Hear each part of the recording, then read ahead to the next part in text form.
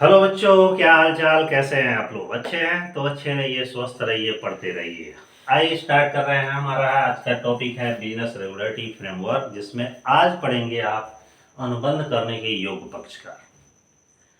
इस अनुबंध करने के योग्य पक्षकार में ये जानेंगे कि कौन कौन से ऐसे व्यक्ति हैं जो अनुबंध करने के लिए, एक कॉन्ट्रैक्ट करने के लिए, एक समझौता करने के लिए योग्य माने जाते हैं। ठीक है, तो आइए शुरू करते हैं। लेकिन उससे पहले चाहेंगे कि जो भी हमारे चैनल पर नए हैं या पुराने हैं, कोई भी हो, वीडियो देख रहे हैं तो अपने फ्रेंड में जरूर शेयर करिए, क्योंकि अब एग्जाम का डेट अनाउंसमेंट हो गया। एग्जाम बहुत जल्दी होने वाला है, तो थोड़ा थोड़ा टॉपिक आप लोग सारे सब्जेक्टों का पढ़ते रहिए।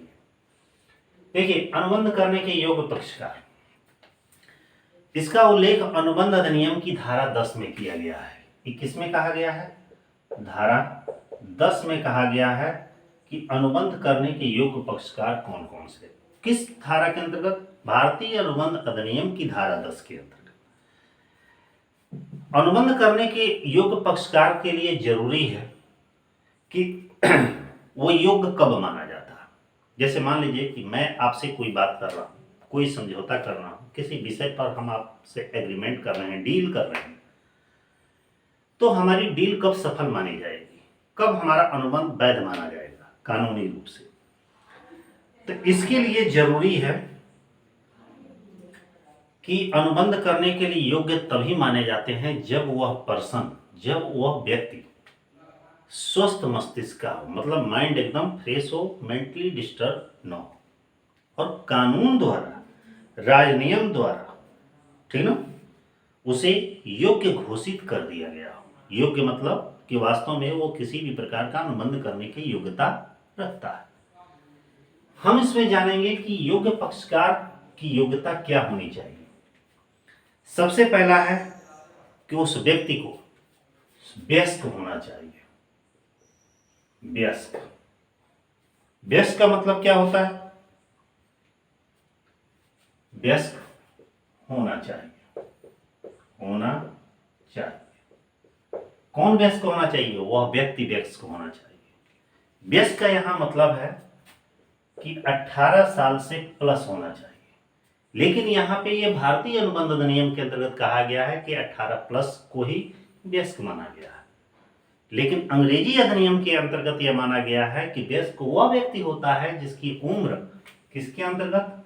अंग्रेजी अधिनियम, अंग्रेजी अधिनियम, अंग्रेजी एक्ट के अंतर्गत जो व्यक्ति 21 वर्ष की उम्र पर पूरा कर लेता है, उसे वयस्क माना जाता है।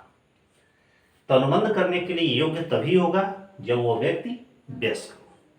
दूसरा, वह स्वस्थ मस्तिष्क का, स्वस्थ मस्तिष्क का, मस्तिष्क का। स्वस्थ मस्तिष्क का मतलब क्या होता है? स्वस्थ मस्तिष्क का मतलब क्या होता है? ऐसे लिख देना, मिटा कर लिख देना है। स्वस्थ मस्तिष्क का मतलब क्या होता है?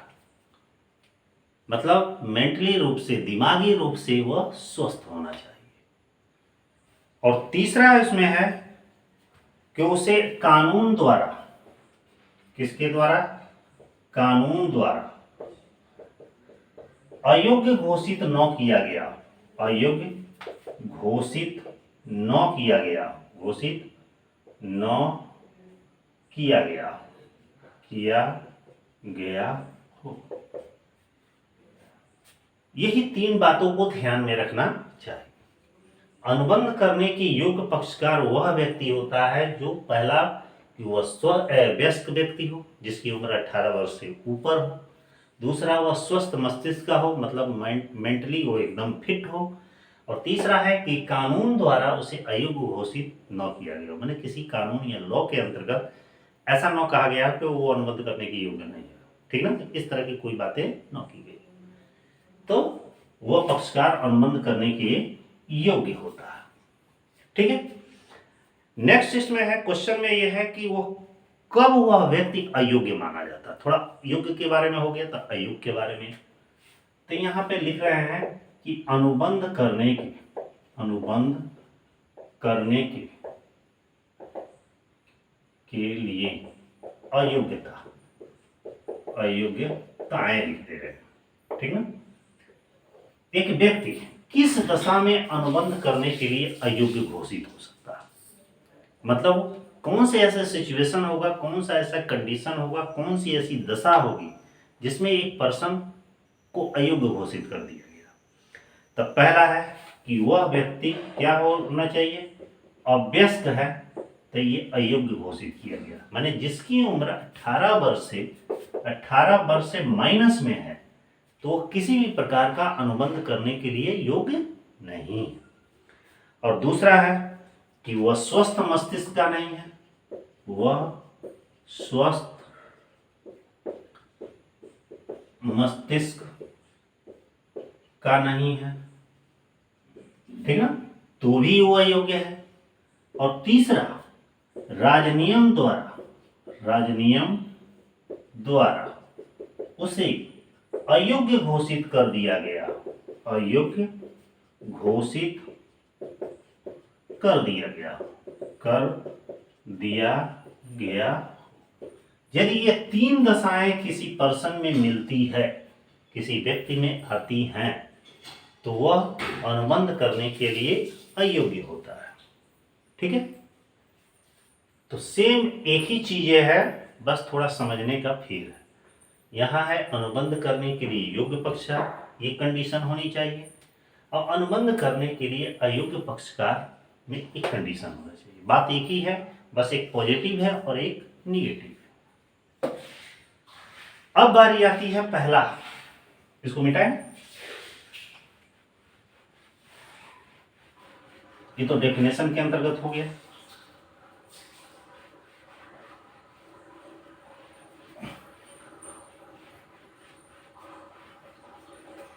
सबसे पहला इसमें डेफिनेशन जो दिया गया है वो अभ्यस्त से साथ किया गया अनुबंध। ध्यान दीजिएगा, अभ्यस्त के साथ किया गया अनुबंध,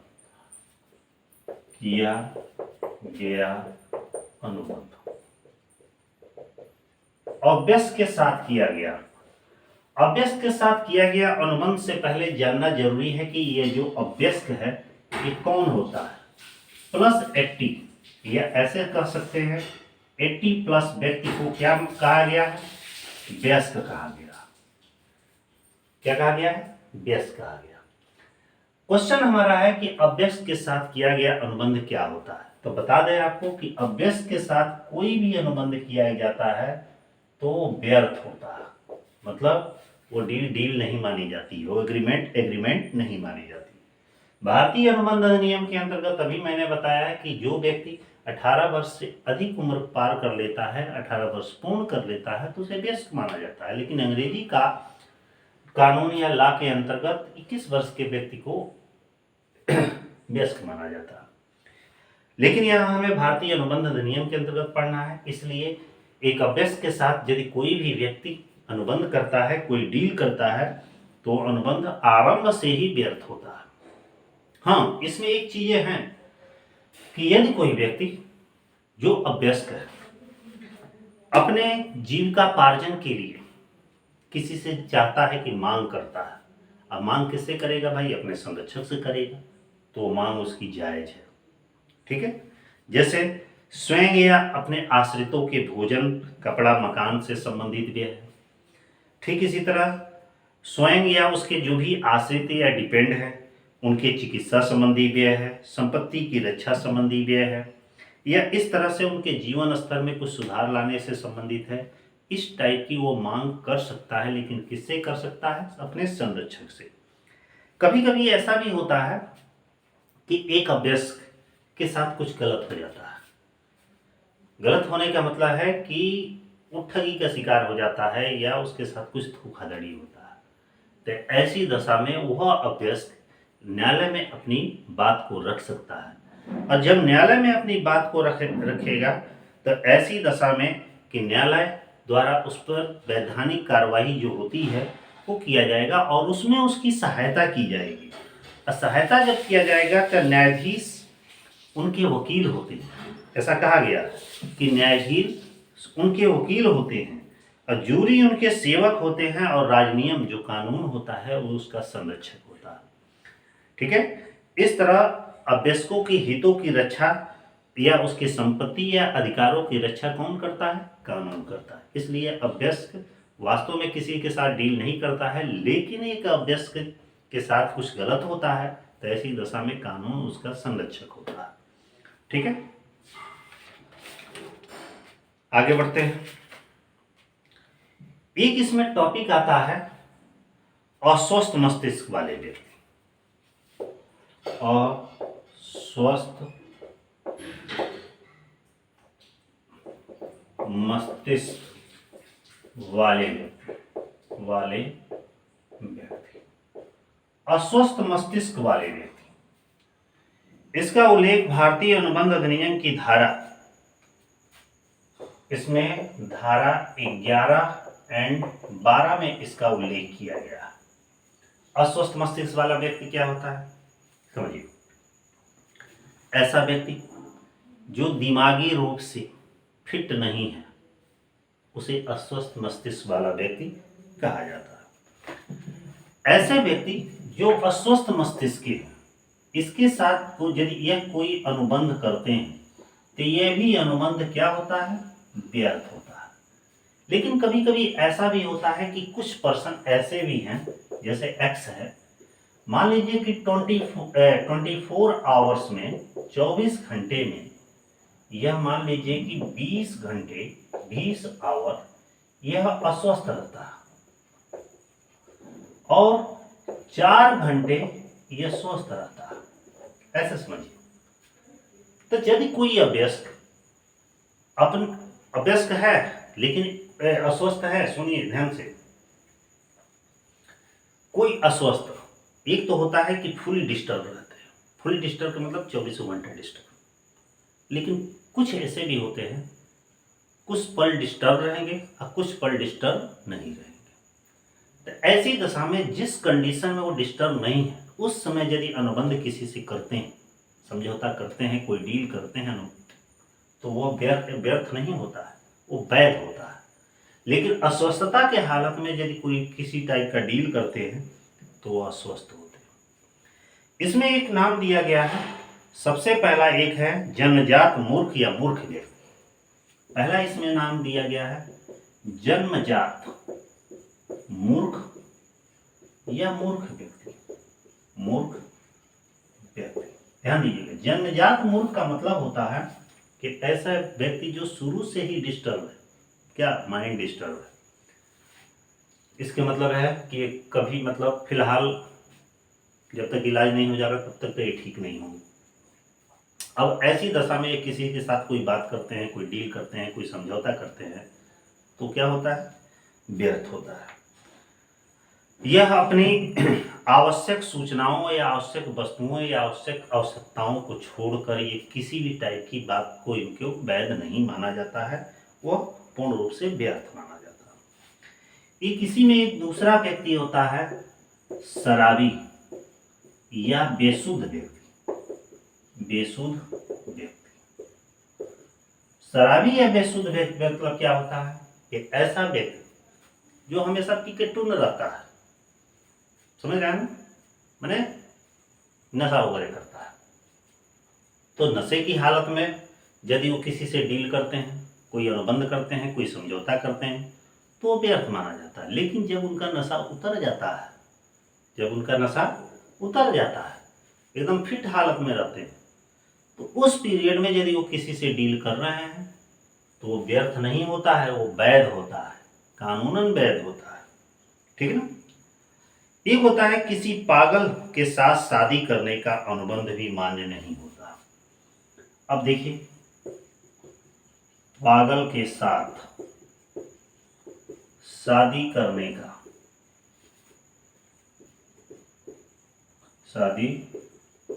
का अनुबंध मान्य नहीं होता, मान्य नहीं होता। अब मान लीजिए कि कोई पागल आदमी है और उससे डील किया गया कि भाई मैं शादी तुमसे करूंगा, चाहे उसी ने डील किया, ये क्या होता है? व्यर्थ होता है। क्योंकि वो तो सही हालत में नहीं है, वो तो किसी भी तरीके से डील नहीं किया जा सकता। एक और चीज इसमें आता है कि राजनियम, इसको मिटा दे रहे हैं, ये तीन ही था इसमें।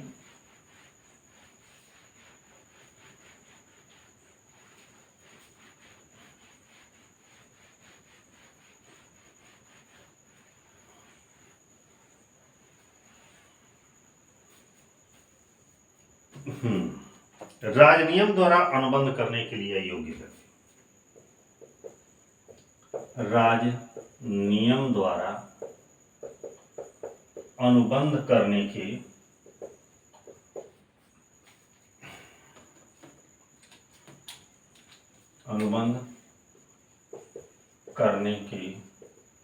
अयोग्य व्यक्ति। राजनियम माने कानून के द्वारा अनुबंध करने के लिए अयोग्य व्यक्ति। कानून भी धारा 11 में कहा है, धारा भारतीय अनुबंध अधिनियम की धारा 11 में कहा गया है कि वे व्यक्ति जो किसी राजनियम या किसी कानून के लिए अयोग्य होते हैं वो अनुबंध करने के योग्य नहीं होते। पहला इसमें रीजन दिया है किसी राजनीतिक स्थिति के लिए अयोग्य व्यक्ति, ये इसमें है किसी राजनीति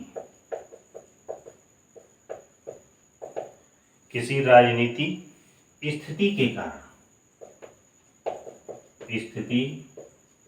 कारण अयोग्य व्यक्ति।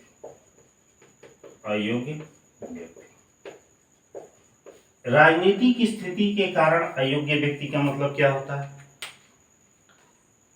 कि ऐसा कोई व्यक्ति जो पॉलिटिक्स में इन्वॉल्व होना चाहता है लेकिन कानून उसको उसमें इन्वॉल्व होने से रोकता है, अयोग्य घोषित कर चुका है, तो उसे कानून द्वारा अनुबंध करने के लिए अयोग्य व्यक्ति कहा जाता है। अब राजनीति में कौन कौन से व्यक्ति हैं जो अयोग्य घोषित हो सकते हैं?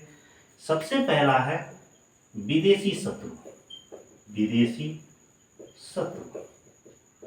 विदेशी शत्रु का मतलब होता है कि ऐसा व्यक्ति जो किसी शत्रु देश का है, जिससे हमारे संबंध बेहतर नहीं है, हमारे देश से उसके देश से संबंध बेहतर नहीं है। जिससे संबंध बेहतर नहीं रहेंगे तो शत्रु देश कहलाएगा। और शत्रु देश का कोई भी व्यक्ति है वो किसी भी टाइप के राजनीतिक स्थिति में वो अयोग्य घोषित किया गया, उसको योग्य नहीं माना गया। ठीक है, यह अयोग्यता युद्ध के समय ये मान लिया जाता है कि वो भाई शत्रु देश है और वो शत्रु देश का नागरिक है। इसमें एक एग्जाम्पल दिया गया, एक केस दिया है जिंक निगम बनाम हिर्च का। खैर, दूसरा ये विदेशी सम्राट, राजदूत या प्रतिनिधि। विदेशी सम्राट,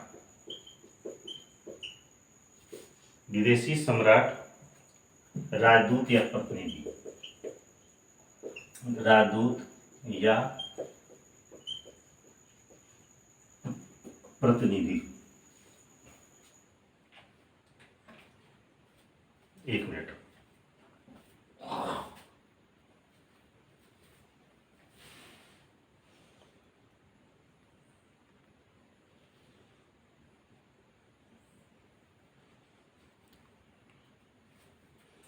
हाँ, तो मैं बता रहा था कि विदेशी सम्राट, राजदूत या प्रतिनिधि। विदेशी सम्राट, राजदूत या प्रतिनिधि का मतलब होता है कि जो हमारे भारतीय न्यायालय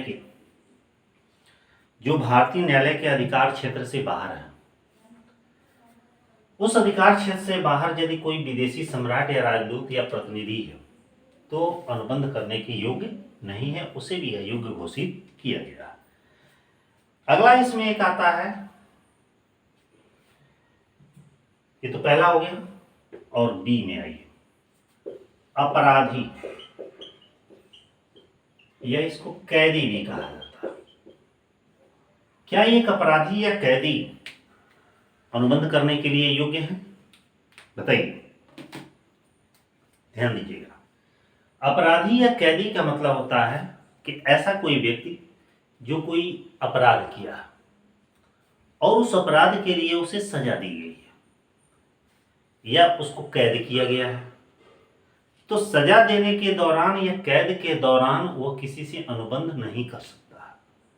लेकिन कभी कभी ऐसा भी होता है कि उसे अपराध करने और सजा देने से पहले यदि वो किसी से डील किया है या अपराध करने के बाद से उसे सजा हो गई है और सजा के बाद से यदि वो किसी से समझौता या डील करना चाहता है तो कर सकता है। लेकिन उस दौरान, जिस दौरान उसे कोई सजा दी गई है या कैद में रखा गया है, उस समय वो किसी से समझौता नहीं कर सकता। अब करता भी है तो वैध नहीं माना जाएगा। अगला है, कुछ व्यक्ति अपने ऊंचे पेशे के कारण अनुबंध योग्य नहीं है। सी है ना। कुछ व्यक्ति अपने ऊंचे पेशे के कारण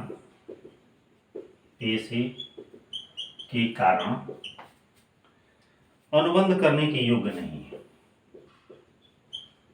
अनुबंध करने के योग्य नहीं। कुछ ऐसे भी व्यक्ति होते हैं जो काफी ऊपर लेवल के पेशे प्रोफेशन में होते हैं, लेकिन इतने ऊपर लेवल के प्रोफेशन होने के बाद भी किसी से अनुबंध करने के लिए योग्य नहीं है। जैसे कि इसमें आता है पहला नाम बैरिस्टर। बैरिस्टर मीन्स वकील साहब। जैसे इंग्लैंड के भारत के संदर्भ में है कि भारत में कोई बैरिस्टर किसी भी टाइप का मुकदमा वगैरह अपना लड़ते हैं तो अपने मुवक्किल से उन्हें फीस पाने का पूरा अधिकार है। यदि मुवक्किल फीस नहीं देता है तो फीस के लिए उसके ऊपर वाद प्रस्तुत कर सकते हैं, ऐसा प्रावधान है बुक में। लेकिन इसे इंग्लैंड में यदि कोई बैरिस्टर किसी मुवक्किल का केस लड़ रहा है और उस कंडीशन में उसने वो फीस पेड नहीं किया, उसका क्लाइंट फीस नहीं पेड किया, तो अपने फीस के लिए अपने क्लाइंट पर मुकदमा नहीं कर सकता। तो यहाँ पे एक बैरिस्टर है जो काफ़ी हाई प्रोफाइल पद पे है, अच्छे पद पे है, तो यह चूंकि फीस तो पहले ही ले लिया जाता है, लेकिन भारत में ऐसा कोई प्रावधान नहीं है, लेकिन फिर भी एक बैरिस्टर या एडवोकेट को अपने पेशे के अनुबंध करने और फीस के लिए मुकदमा चलाने का अधिकार दिया गया है। ऐसा केस निहाल चंद्र बनाम दिलावर खान के केस में कहा गया है। ठीक इसी तरह दूसरा नाम आता है इसमें चिकित्सक। चिकित्सक मीन्स डॉक्टर। डॉक्टर में भी इसमें कहा गया है कि इंग्लैंड में 1858 से पहले तक चिकित्सक अपनी जो डॉक्टर है अपने फीस के लिए मुकदमा नहीं कर सकता था, लेकिन 58 से 18 के बाद लोग मुकदमा चला सकते थे, ठीक ना। और भारत में भी आजकल कोई भी डॉक्टर किसी पेशेंट का इलाज करता है और उससे अपनी फीस मांगता है, यदि वो फीस नहीं देता है, वो सिंपैथी अलग चीज़ है कि छोड़ दे, लेकिन यदि नहीं देता है तो उसके ऊपर मुकदमा चलाने का उसे पूरा अधिकार है, मुकदमा चला सकता है, ठीक है। इसी तरह अगला डी पार्ट आता है विवाहित स्त्रियां।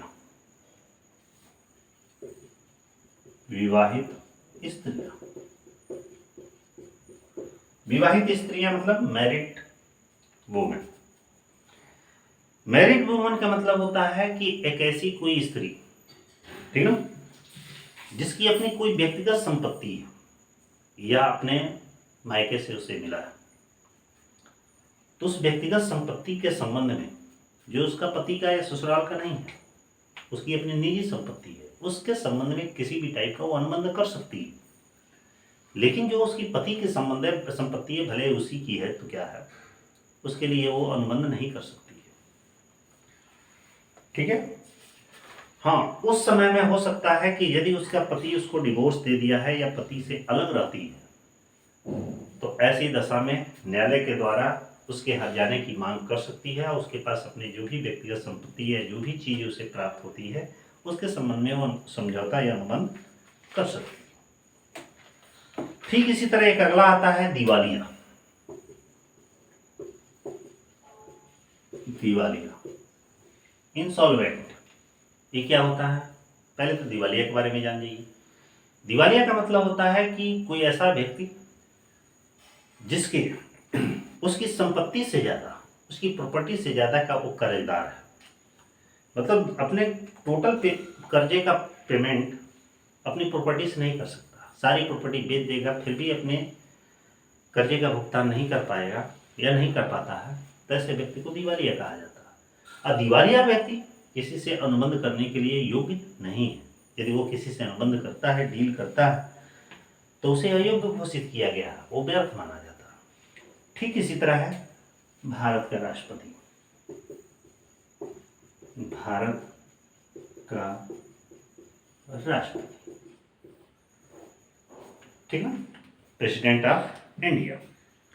जैसे भारतीय संविधान के अंतर्गत ये कहा गया है कि भारत के राष्ट्रपति पर किसी न्यायालय में न तो मुकदमा चलाया जा सकता है न ही बुलाया जा सकता।